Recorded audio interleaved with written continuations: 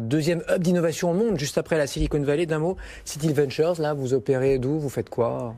Bien, on opère de Tel Aviv. Nous sommes effectivement dans ce deuxième hub d'innovation au monde. Et c'est peu de le dire. C'est pas vous qui le dites d'ailleurs, que c'est le deuxième hub. C'est le Wall Street Journal. Ouais. Et c'est un pays dans lequel il y a 8000 startups pour 8,5 millions d'habitants. Donc la plus forte densité de startups par habitant. C'est quand même assez impressionnant. C'est aussi le pays qui a le plus de startups qui sont cotées au Nasdaq, le numéro 2 en fait, après la Chine, société étrangère. D'accord. Et réellement, on navigue avec mon associé Audrey Chocron, avec Sidael, notre fonds d'investissement. On navigue dans cet écosystème et on est ébahi, je dirais, tous les jours. Sidael, pardon, oui, j'ai dit Sidael. Sidael Ventures. Oui, vous liez, donc vous avez donné beaucoup de chiffres. Première place mondiale, c'est vrai, en nombre de startups par habitant. Parce que l'Israël, c'est à peine l'Île-de-France, 8-9 millions d'habitants. C'est la Lorraine, en fait. C'est un truc de fou, quoi. C'est un truc de fou. Donc voilà, ramené par habitant, vous avez donc 20 licornes en Israël. Ouais, 20 licornes. Donc, licorne, c'est 1 milliard de valo. Et vous avez aussi la relève, là, qui arrive. Exactement. Parce Comment ils s'appellent? Comment vous les appelez? Les poneys. Ouais. Les poneys, c'est les sociétés qui sont aujourd'hui valorisées à 500 millions à peu près. Il y a une liste extrêmement longue et c'est dans des secteurs tellement variés. Israël est en principe connu pour tout ce qui est cyberdéfense, agritech, mais en réalité, Israël s'est vraiment positionné comme un leader dans énormément de secteurs. Ça peut être le cannabis médical, ça peut être la fintech, ça peut être les drones, ça peut être la adtech, la edtech. Enfin, c'est assez. On peut pas tout raconter, mais effectivement, il y a pas que la cybersécurité, comme on a coutume de le dire, ou la défense, parce que voilà, souvent l'armée israélienne est cliente, même avant que ça soit une application civile. Donc voilà, cette histoire, on l'a déjà entendue, et le fait aussi que ça soit un petit pays, on l'avait entendu, mais pas forcément d'ailleurs pour la tech. On le dit depuis des dizaines d'années pour les Pays-Bas, pour la Belgique, pour la Suède, qui ont eu aussi cet écosystème assez rapidement mondial, parce que petit pays, j'entends par la démographie, évidemment, et que du coup, on n'avait pas le choix. Et rapidement, il faut aller voir ses voisins, viser globalement. Il y a pas de mais marché. Pour Israël, ça suffit pas, c'est un peu court comme explication, la taille.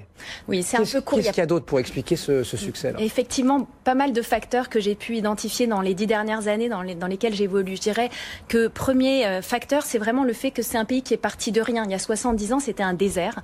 Et réellement, tout Israélien est en fait un pionnier et donc un entrepreneur dans sa nature. Et puis de sa petite enfance, on l'encourage en fait à être un entrepreneur. C'est-à-dire qu'on va le laisser tout questionner. Même ses profs, même ses parents. Il va tout remettre en question tout le temps. C'est ce qu'on appelle la chutzpah en hébreu, ça veut dire l'audace ou le culot. Ça veut dire que rien n'est acquis, rien n'est conventionnel. Et de la même manière, si vous voulez, on va le laisser évoluer dans un environnement qu'il ne maîtrise pas. C'est ce qu'on appelle le balagan. Aussi en hébreu, ça veut dire le désordre.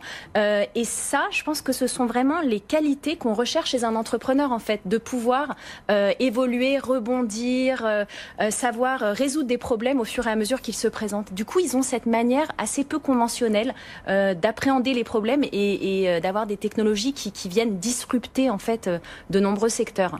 C'est là où on voit que nous, parfois, on a fait un peu le schéma inverse. On est dans une grosse boîte du CAC, on est polytechnicien et on embauche des polytechniciens parce que ça nous rassure. Bon, voilà. Là, c'est pas tant les études, c'est plutôt l'armée, en fait, qui va être le facteur déterminant. Qu'est-ce qu'ils ont fait à l'armée?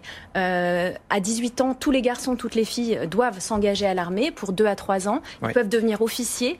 Très vite, ils vont devoir développer des capacités des plus grands managers. Ils vont devoir diriger des gens, prendre des risques. À côté, prendre des risques pour leur start-up. Je pense que ça peut paraître presque anodin. Et il y a des unités comme ça qui sont plus connues, comme l'unité 8200, c'est l'unité des renseignements cyberdéfense. Tout entrepreneur israélien quasiment vient de cette unité ou d'autres qui lui ressemblent, et c'est les meilleures écoles de programmation informatique au monde.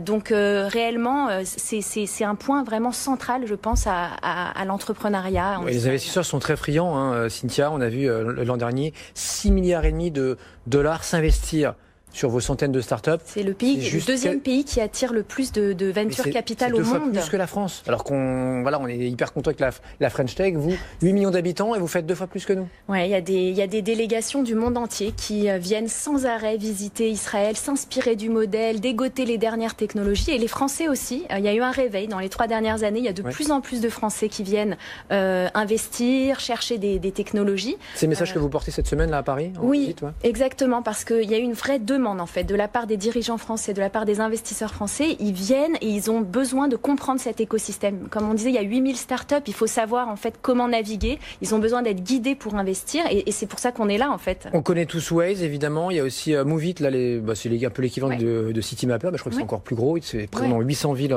au monde. Est-ce qu'il y a encore un ou deux exemples là, de futures licornes? Il y en a énormément, de futures licornes ou de licornes actuelles, on les connaît pas tous. Vous avez bien sûr entendu parler de Mobileye, c'est sûr, cette société qui a été vendue à 15 milliards de dollars à Intel. Intel, voilà. C'est la reconnaissance, on peut dire, au niveau des... C'est un système anti-collision, en fait, qui va biper dans votre véhicule lorsque vous allez vous approcher trop près d'un autre véhicule ou qu'il va y avoir un piéton ou si vous déviez de votre fil.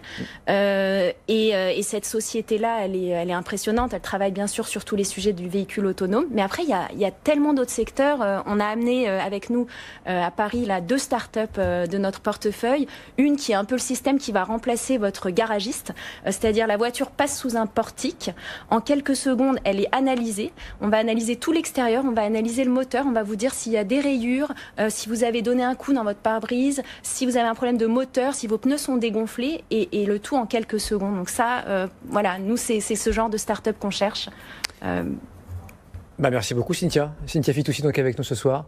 Seed IL Ventures, donc de passage avec nous pour commenter Israël, le succès donc d'Israël, deuxième hub d'innovation au monde et classé également par Bloomberg dans le top 5 des pays les plus innovants au monde. On est sur BFM Business, on est là tous les soirs. Nous, ça commence à 20h, c'était Kenko à la radio, à la télé.